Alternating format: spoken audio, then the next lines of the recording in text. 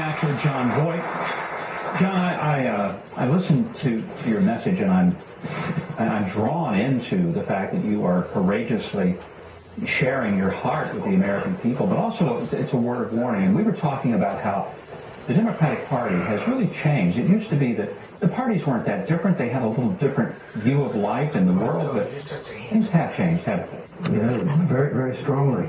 The Democrat Party has become a very negative force.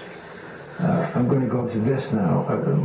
It's more socialistic in their thinking, and they've given young women the wrong ideas about what democracy really is.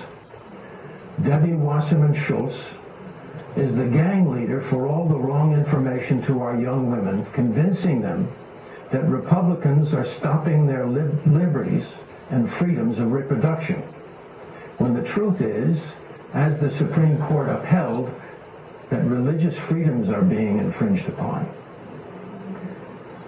We're all aware, I'm going to go to this, the latest atrocities that have taken place in Israel. And you've brought this up. Absolutely. 3 young teens have been killed mercilessly, and hundreds of rockets are still being fired at Israel's civilian population. Obama promised Prime Minister Netanyahu, America is your ally and we will cover your back. So why does he continue to send billions to the Palestinian Authority, who have recently allied themselves with Hamas, an acknowledged terrorist organization, who are responsible for these crimes? Is that covering his back?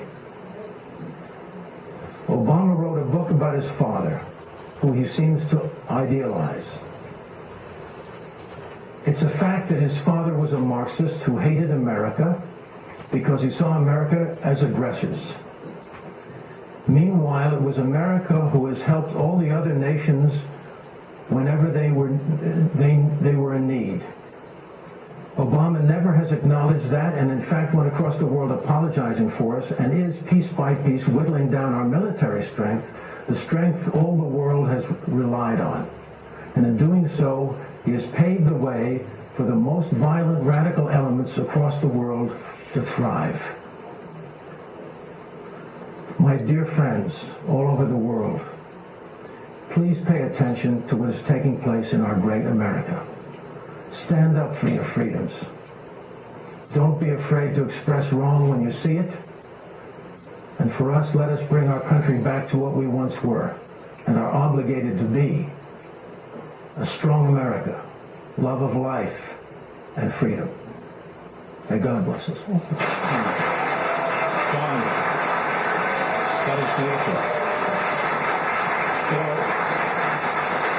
When I'm hearing your heart, and I'm thinking, I don't know many people elected to public office who have the courage to say as boldly and as clearly a message to America as what you've said, and you do it from a position in the entertainment industry where so many people in your business are afraid to speak out because it can be so detrimental to one's career in Hollywood.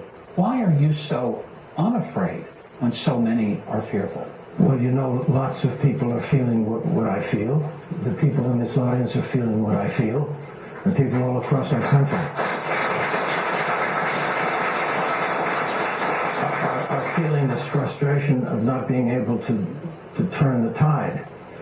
And so a person like myself who has occasionally a microphone, it's up to me to use it, of course.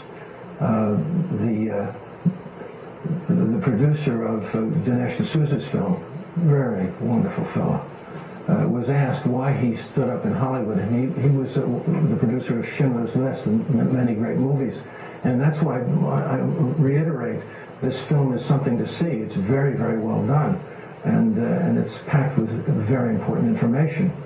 But he was asked why he did it. He said, aren't you afraid in your community? And he said, no, look. He said, that's not important. He said, I'm thinking about my grandchildren. And that's what I'm thinking about, this new generation. Let's do everything we can to bring back America. Let's do everything we can to protect our children and our grandchildren. Thank God you are doing it. And after when I hear you, I think 3 words. God help us. We'll be right back. Stay with us.